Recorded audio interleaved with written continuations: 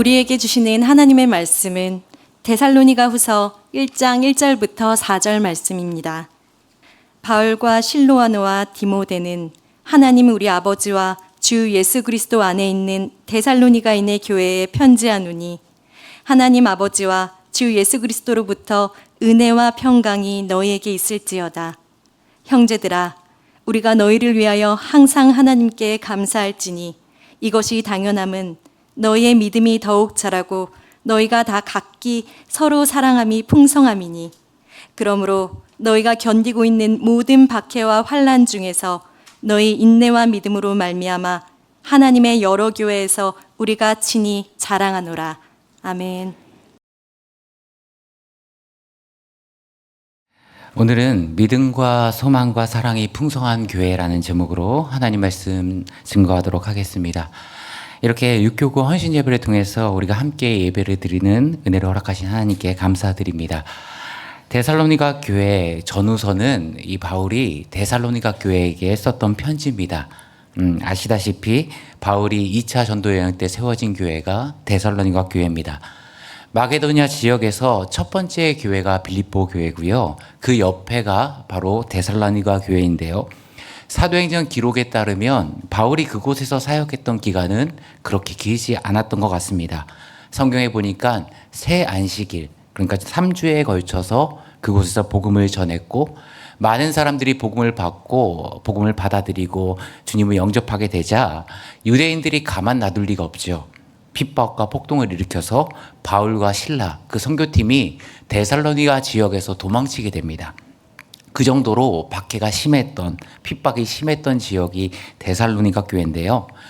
참 재밌는 것이 그렇게 녹록지 않은 지역이었고 복음을 전한 기간도 길지 않았음에도 불구하고 그곳의 교회의 성도들의 믿음은 자라나기 시작하는 겁니다. 그래서 바울 입장에서 보면요, 참 사랑하는 교회들이 많았겠지만 그 중에서 가장 대견한 교회, 참 기특하게 여긴 교회가 꼽으라 한다면 아마도 데살로니가 교회가 아니었을까 생각합니다. 흔히 삼주덕이라고 하죠. 믿음과 소망과 사랑이 풍성했다. 이게 데살로니가 교회의 특징인데요. 우리가 양지가 있으면 음지가 있듯이 이런 좋은 면 이면에도 부작용이 있을 수 있죠. 우리가 함께 읽은 데살로니가 후서는요, 시간적으로 보면 전서라는 편지를 보내고 불과 3개월이 지난 시점에 또다시 편지를 쓴 겁니다. 고대 사회에서 편지는 굉장히 많은 비용과 수고를 들여야 되는 통신수단 가운데 하나였습니다. 신약의 서신이 오늘날 우체국에 등기를 붙이면 그 다음날 가고 이러는 시스템이 아니잖아요. 기본적으로 양피지라는 종이 자체가 비쌌고요. 이 서신을 들고 누군가는 전해야 되기 때문에 인력이 필요했고 이동수단을 사고 이동하는 시간도 필요했고 그래서 굉장히 비용과 수고가 많이 드는 작업이었음에도 불구하고요. 전서를 보내고 불과 3개월 만에 다시금 바울이 펜을 들었다? 이것은 무슨 얘기죠? 시간과 비용을 투자해서라도 급하게 전할 말이 있었다라는 겁니다. 데살로니가 교회를 보니까 지금 시급하게 신앙적인 교정이 필요한 부분을 다 바울이 캐치한 겁니다. 앞서 말씀드렸듯이 바울이 복음을 전한 증거를 받고 복음을 받고 그들이 복음을 받아들였는데요. 이게 전한 기간도 짧았을 뿐만 아니라 그 지역에 박해와 핍박이 많았죠. 이렇게 핍박과 박해가 심하다 보니까 그들 마음 가운데 자연스럽게 어떤 소망과 기대가 자라날 수밖에 없습니까? 재림신앙이 자라나겠죠. 주님, 빨리 재림해 주세요. 지금 이 힘든 현실, 이 처참한 하루하루 너무나도 내게 힘듭니다. 주님이 오셔서 이 고난을 마침표를 찍어주세요. 그런 재림에 대한 염원이 굉장히 컸던 교회입니다. 물론 마라나타, 우리 주님이 재림하시는 것을 기다리고 믿는 것이 성도의 신앙의 믿음이고 신앙입니다. 그런데 문제는 무엇이었는가? 이 데살로니가 교회는 주님의 재림만 바라보는 겁니다. 내게 주어진 일상의 삶에 대한 관심도 애정도 열정도 없고 주님이 언제 오실까? 마치 시한부 종말론처럼 주님이 오시는 날만 바라보고 있으니까 급하게 바울이 다시금 편지를 쓴 겁니다. 그것이 바로 우리가 함께 읽은 데살로니가 후서입니다. 그래서요, 데살로니가 후서의 가장 유명한 성경 구절이 3장 10절이죠. 일하기 싫거든 먹지도 말라. 재림신앙에 매달려가지고 자신의 생업도 놓아버리고 오로지 하늘만 쳐다보고 있는 그 사람들에게 이렇게 재림만 기다리고 너희의 일상을 포기하는 것은 참된 신앙이 아니다. 신앙의 균형이 깨져 있다. 권면하는 것이 바로 데살로니가 후서입니다. 즉 쉽게 말해 믿음과 삶은 분리된 것이 아니라 일치되어야 한다는 것이죠. 하지만 이런 권면에 앞서서 오늘 바울이 참 머리가 좋은 사람인 게 뭐냐면요. 권면 전에 이 데살로니가 후서를 칭찬하고 위로하고 격려합니다. 그 내용이 오늘 1장인데요. 우리 총 3가지를 칭찬하는데요. 이것을 통해서 데살로니가 교회가 가지고 있었던 아름다운 모습은 무엇이었는지, 그들이 가지고 있는 그 교회만의 강점이 무엇이었는지를 이 시간 우리가 함께 은혜를 나누고 우리 영흥교회와 우리 육교구와 이 자리의 모든 주의 백성들이 이런 아름다운 모습으로 신앙생활하기를 소망합니다. 첫 번째로 데살로니가 교회는요. 믿음이 정체되어 있는 교회가 아니라 성장하는 교회였습니다. 자라나는 교회였습니다. 지금 바울은요. 서신에서 이들이 믿음이 자라나고 있다 칭찬하고 있는데요. 믿음은 많이들 그렇게 이야기합니다. 근육에 빗대어서 이야기하죠. 우리 근육을 자꾸 활용하고 사용하면 힘이 붙고 근육이 커집니다. 믿음도요. 우리 인생 가운데 자꾸 작동시키고 적용시키면 자라나게 되어 있습니다. 우리는 예배를 잘 드리고 내 인생이 평탄하고 내 자녀와 직장 모든 일이 술술 풀리면 그 사람의 믿음이 안정적으로 자라날 것 같다 생각하는데요. 물론 그럴 수도 있겠죠. 또 오늘 데살로니가 교회처럼 큰 핍박, 삶의 환란에 늘 삶에 머물러 있으면 소위 말해 이 사람이 시험 들면 어쩌나, 믿음을 저버리면 어쩌나 걱정하죠. 그런데 그거 아십니까? 제 짧은 통계지만요. 제가 여지껏 목회를 하면서 만났던 유형의 사람들을 보면 환란과 삶의 굴곡 앞에서 믿음을 저버린 사람보다요. 너무 내 삶이 부유해져서 내 삶이 기름져져서 내 인생 가운데 즐거울 것들, 누릴 것들이 더 많아져서 믿음을 저버린 사람들이 훨씬 더 많았습니다. 데살로니가 교회 역시 마찬가지였습니다. 그들이 마주한 환란이 그들의 믿음을 저버리게 만들고 약화시키는 것이 아니라 오히려 그것이 양분이 되어서 그들의 믿음을 무럭무럭 자라나게 만든 겁니다. 왜 이런 말이 있죠? 믿음은 고난을 먹고 자란다. 믿음은 핍박을 먹고 자라고요. 고난을 통해서 단단해지고요. 오히려 더 깊이 뿌리내리고 그 믿음의 넓이와 깊이와 높이와 길이가 자라나게 된다는 겁니다. 그러니 모든 삶의 어려움의 문제들, 환란의 문제들이 모든 믿음의 백성들을 쓰러뜨리고 믿음을 잃게 만드는 게 아닙니다. 동일한 자극이지만요. 어떤 이들에게는 그 어려움들이 그들의 믿음을 성장시키는 그 성장판을 자극하고 촉진시키는 장치가 될 수 있습니다. 마치 이런 것과 같습니다. 지금 진흙과 얼음이 있습니다. 그런데 뜨거운 햇빛이 내리쬐입니다. 이 햇빛이라는 동일한 자극이 있죠. 그런데 햇빛이 진흙을 내리쬐면 진흙은 어떻게 됩니까? 단단해집니다. 반면에 얼음을 내리쬐면 어떻게 되죠? 녹아버리고 나중에 땅에 흡수돼 버리고 얼음이 있었나 존재 자체도 흔적 자체도 남아있지 않습니다. 마찬가지입니다. 우리가 코로나 2년이라는 시간을 보내면서요. 너무나도 그것이 잘 증명됐죠. 어떤 분들은 예전에 마음껏 예배 드리고 수련회하고 교회가 생기가 넘치던 그때가 우리의 일상이 아니라 참 은혜였구나. 그래서 모든 것이 은혜라는 그 특성을요. 조금 과장돼서 이야기하면 2년 동안 각 부서들이 한 30번 이상 했던 것 같습니다. 그만큼 많은 사람들이요. 이 코로나라는 어려움의 환란 가운데서 오히려 예배의 가치와 신앙의 소중함을 깨닫게 되고 그동안 자신도 모르게 흐트러졌던 믿음이 교정되는 은혜를 누렸습니다. 반대로 어떤 분들은요. 코로나 이후에 주일 성수라는 기본마저도 잃어버린 사람들도 있었습니다. 그러니까 동일한 자극, 동일한 어려움이지만 도출되는 신앙의 결과는 완전히 반대의 양상이었다는 겁니다. 우리가 더 좋은 예배 환경을 위해 본당 리모델링 공사를 진행 중에 있습니다. 물론 바뀐 환경이 불편할 수도 있고 어려울 수도 있겠죠. 하지만 같은 이런 관점에서 바라보게 되면 오히려 이 기간은 우리의 믿음이 더욱더 견고해질 수 있고 우리의 본당에서 예배드렸던 그 시간이 얼마나 귀한지를 다시금 돌아볼 수 있고 우리의 믿음이 더욱더 성숙해질 수 있는 축복의 기간이 될 수도 있다는 겁니다. 로마의 핍박을 피해 무덤 이 카타콤에서 기독교인들이 숨어 지냈습니다. 그들이 그 믿음을 붙들려고 보낸 시간이 얼마였습니까? 무려 300년 동안 무덤에서 그들의 신앙을 지켜나갔습니다.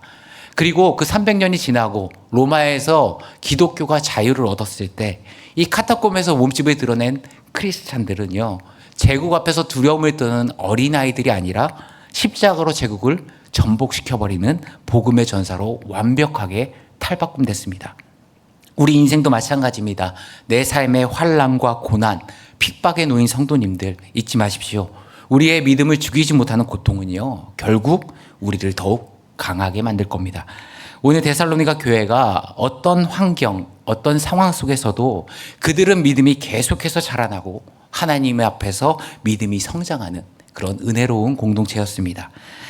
우리 사랑하는 성도님들도 이렇게 믿음이 자라나는 공동체 되기를 간절히 소망합니다. 두 번째로 데살로니가 교회는요, 사랑이 풍성해지는 교회였습니다. 여기서 핵심 단어는 뭐냐면 서로입니다. 즉 상호작용, 서로가 사랑을 나눌 수 있는 공동체였다 바울은 평가합니다. 즉 받는 것만 좋아하는 것이 아니라요, 주는 것에 기쁨을 아는 공동체가 데살로니가 교회였습니다. 절대로 받기로만 좋아하는 사람은요, 성장할 수 없습니다. 이것은 부유하거나 그렇지 않거나의 문제가 아니라 주변에 아무리 돈이 많아도요, 받는 것만 좋아하는 사람이 꼭 한두 명씩은 있습니다. 제가 청년부를 담당할 때도 보면요, 요즘 대학생들 하루 일당도 높아졌잖아요. 대학생이 되면서 아르바이트 하면서 자기 운동, 자기 쓸 건 다 씁니다. 그런데 학생이니까 십보양보해도요, 이 졸업을 하고 직장을 다녀요. 그러면 이제 연봉이 꽤 높아집니다. 그러면 그런 친구들이 다른 사람을 대접하는 친구들도 있는 반면 전혀 대접하지 못하는 친구들도 분명히 있습니다. 결혼해서 젊은 가정을 이뤄도요, 항상 받기 좋아하고 공짜 좋아하고 한 번도 남을 대접하지 못하는 가정들이 꼭 있습니다. 왜 이런 얘기를 하는가? 믿음의 공동체에서요, 믿음이 자라나고 신앙이 자라나면 반드시 나타나는 특징 가운데 하나가 뭐냐? 흘려보냄입니다. 사랑을 흘려보내게 되고 헌신을 흘려보내게 되고 축복을 다른 이에게 흘려보내게 됩니다. 한번 생각해 보십시오. 무언가를 받는 입장과 주는 입장이 있다고 할 때 주로 어느 쪽이 성숙한 사람입니까? 좀 더 쉽게 풀어서 부모와 자녀가 있는데 어느 쪽이 주는 입장이고 어느 쪽이 주로 받는 입장입니까? 부모는 다 먹여주고 입혀주고 용돈 주고 장난감에 취미생활에 다 제공하죠. 부모가 받는 것보다 제공하는 게 90% 이상일 겁니다. 반면 자녀들은 어떻죠? 어렸을 때는 초코송이 사달라고 그러죠. 좀 크면은 뽀로로 사달라고 그러죠. 캐치티니핑 사달라고 그러죠. 요즘 젊은 엄마들은요, 그 사이에서 뭐라고 이야기하냐면 파산티니핑이라고 이야기한다고 합니다. 새로운 신제품이 나오면 돈이 줄줄줄 새나간대요. 그래서 엔젤 산업이라고 그러죠. 자녀들에게 투자하는 물품들, 예를 들어서 실로폰도요, 뽀로로가 안 붙어 있으면 한 2만 원 쌉니다. 근데 붙는 순간 2만 원 확 올라가요. 왜냐, 부모 입장에서는 아이가 좋아하는 거 사주고 싶거든요. 그래서 항상 아이들에게 주는 입장이 부모입니다. 또 중학교, 고등학교 들어가면요, 학원비의 용돈에 아이들이 학원비 좀 비쌉니까? 둘 보내려면은 이게 생활이 될까? 이런 걱정도 하는 분들도 계십니다. 그래서요, 자녀들은 대학교 졸업할 때까지 계속 제공만 받아요. 그런데 자녀가 이제 성숙하고 자라나기 시작하면 어떻게 되죠? 이제는 월급에서 부모님 용돈을 드리기 시작합니다. 부모님의 생신도 기억하기 시작하고요. 부모님의 여행 보내드리면 어떨까? 스스로 고민하기 시작합니다. 사람은요, 성숙하고 자라나면 늘 받는 존재에서 이제는 줄 줄 아는 존재로 변화됩니다. 신앙도 마찬가지입니다. 믿음의 공동체 안에서 밤낮 다른 사람에게 관심과 사랑과 대접만 받길 원하는 그 모습은요, 결코 성숙된 모습이 아닙니다. 조금 시간이 지나고는 이제는 내가 받았던 사랑을 다른 이에게 흘려보내는, 내가 받았던 섬김을 다른 사람에게 줄 아는 모습으로 발전해 나가야 됩니다. 성숙한 신앙이 뭡니까? 작은 것이라도요, 내가 할 수 있는 여건에서 사랑의 나눔이 있고 섬김의 흘러감이 있는 게 바로 성숙입니다. 데살로니가 교회에서는 이런 서로에 대한 사랑함, 나눔이 존재하는 공동체였다 바울은 칭찬합니다. 그리고 이것이 어느 적정 수준에 머물러 있는 것이 아니라 날로 풍성해지는 그런 교회였다 이렇게 칭찬합니다. 얼마나 간증이 있고 사랑이 있는 멋있는 교회입니까? 왜 이런 일화가 있죠. 세계 2차 대전 때요, 이 유대인 나치 이 포로 수용소가 있었습니다. 유대인들 다 가둬놓고 이 독일군들이 괴롭히는데 주로 어떻게 괴롭히냐? 음식 갖다가 막 안 주고 그러니까요. 사진들 보면은 그 포로들이 바짝 말라가지고 뼈가 보입니다. 앙상합니다. 독일군들이 주로 어떻게 장난을 쳤냐면요, 그 포로 수용소에게 굶긴 다음에 빵을 가지고 장난을 치는 겁니다. 며칠 굶기다가 비둘기에게 모이 주듯이 사람들이 이렇게 쓴 빵을 툭 던집니다. 그러면 수많은 사람들이 마치 개떼처럼 달라들어서 서로 먹겠다 싸우고 밀치고 아비 교환되는 그 모습을 보면서 즐기는 겁니다. 그것을 장난삼아 놀이삼아 이렇게 했는데요.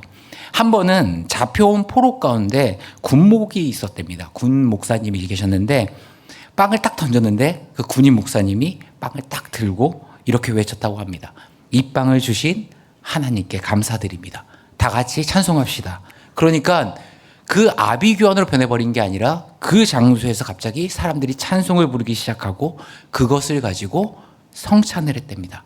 아주 조금씩이라도 뜯어서 성찬식을 하고 사람들끼리 나누니까요, 그 포로 수용소의 그 공간이 하나됨을 잃어버린 겁니다. 보세요. 같은 빵이라도요, 내가 먹겠다, 이게 내 거다, 내가 먹고 싶다 달려들면 그 순간 서로가 미워하고 서로가 욕하고 때리고 원수로 변해버리는데요. 작은 빵 하나라도 하나님의 사랑이 흘러가고 다른 일을 생각하는 순간 그 공동체 전체가 주님의 사랑으로 풍성함을 누리는 그 모습으로 변화되는 축복의 도구가 되는 겁니다. 차이는 뭡니까? 내 거야, 내가 받아야 돼 라는 생각과 그것을 흘려보내기 시작했을 때 그 두 가지 작은 차이가 큰 결과의 차이를 만들어냈다는 겁니다. 그 나치 수용소에 그 사람들이 뭐 셰프조에서 만든 고퀄리티 케이크라서 은혜가 됐나요? 아니죠. 독일군이 비둘기에게 던지듯 툭 던진 그 빵이 그 안에 사랑이 흘러가니까 오히려 더 풍요로워진 겁니다. 그렇다고 한다면 나는 지금 부유하지 못해, 나는 지금 여유롭지 않아, 나는 재정적인 능력이 없어, 수많은 우리들의 이야기는 핑계에 불과하겠죠. 아무 상관없습니다. 지금 5천 원만 있어도요, 아이들 뭐 한 5명은요 환하게 웃게 만들 수 있습니다. 쉽게 말해서 내가 5천 원 있잖아요. 그러면은 당준초등학교 앞에 가면은 아이스크림 할인 매장이 있거든요. 거기서 아이스크림 하나만 사줘도요, 애들 5명은 기쁘게 만들고 행복하게 만들 수 있습니다. 꼭 물질이 아니라 내가 할 수 있는 여건, 환경에서 작은 말, 작은 행동, 마음 씀씀이, 배려가 우리에게 사랑이라는 도구를 통해서 흘러나가게 되는 겁니다.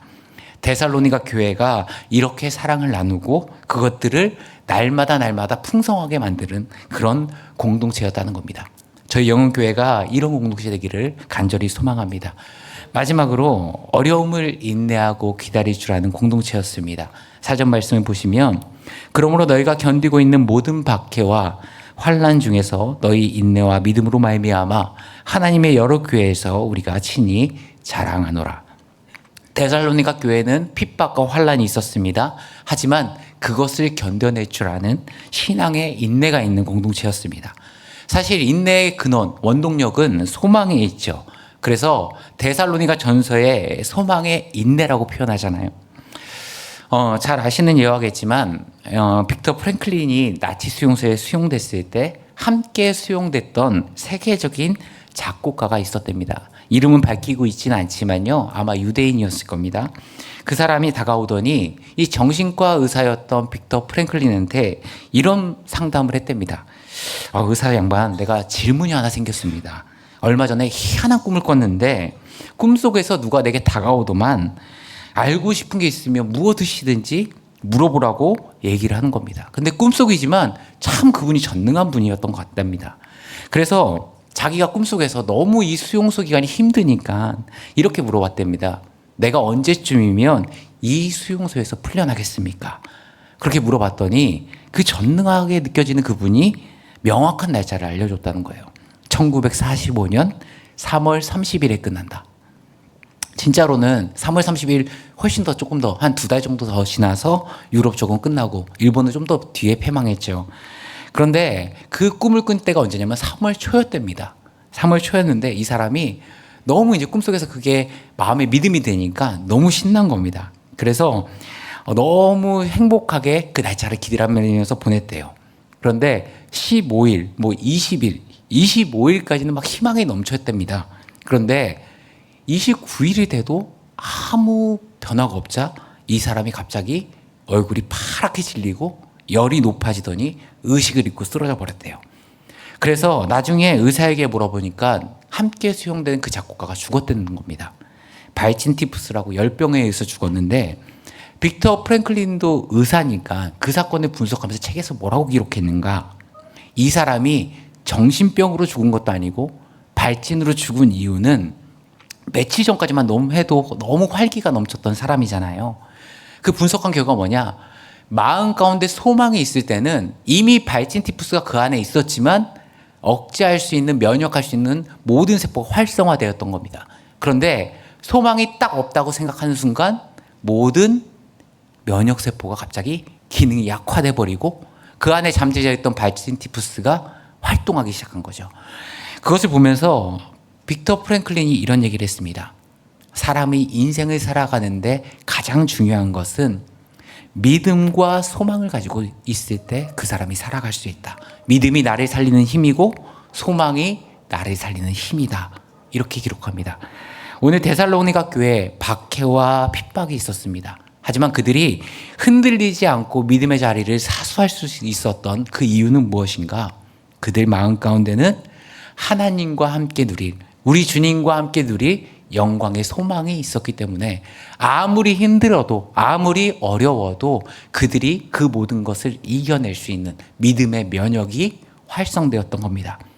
우리 육교구도 우리 영흥교회도 지금 당장의 문제에 일희일비하는 것이 아니라 내가 웃다가 하는 것이 아니라 내가 주님과 함께 공고한 날이든 형통한 날이든 영광의 주님과 함께 걸어간다는 그 소망을 붙들고 내게 주어진 믿음의 고지를 끝까지 사수하며 지켜나가는 믿음의 공동체 되기를 간절히 소망합니다.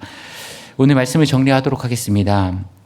저희 육교구와 사랑하는 영흥교회 성도님들, 데살로니가 교회처럼 이 3주덕, 믿음과 소망과 사랑이 날로 풍성해지는 공동체 되기를 소망합니다. 하루하루 세월이 지날수록 우리의 믿음의 넓이와 깊이와 높이가, 길이가 자라나는 공동체 되기를 원하고 늘 남들이 내게 대접하기만 바라는 것이 아니라 내가 주어진 환경에서 다른 사람을 사랑으로 섬기고 또 때로는 주어진 봉사의 자리에 먼저 가서 이 교회를 섬기는 그런 섬김의 공동체, 흘려보내는 공동체 되기를 소망합니다. 그리고 어떤 어려움과 고난, 환경이 온다 할지라도 눈앞에 보이는 현실로 일일비하는 것이 아니라 우리의 영광은 주님과 함께 찬란하게 빛날 그 소망을 가지고 내게 주어진 그 자리에서 믿음을 굳건하게 붙드시고 믿음의 고지를 끝까지 사수하시는 하나님의 귀한 신실한 백성들 되시길 간절히 소망합니다. 기도하시겠습니다. 참 좋으신 하나님 아버지 감사합니다. 이 자리에 모인 우리 모두가 세월이 지날수록 우리의 믿음이 성숙해지며 주님이 주신 그 사랑을 나누며 주님과 함께할 영광을 소망하는 주님의 백성, 믿음의 공동체 되게 하여 주옵소서. 그래서 우리 영흥교회가 믿음과 소망과 사랑이 늘 흘러넘치는 주님이 축복하시는, 칭찬하시는 주의 교회 되게 하여 주옵소서. 이 모든 말씀 우리 주 예수 그리스도의 이름으로 기도하옵나이다. 아멘.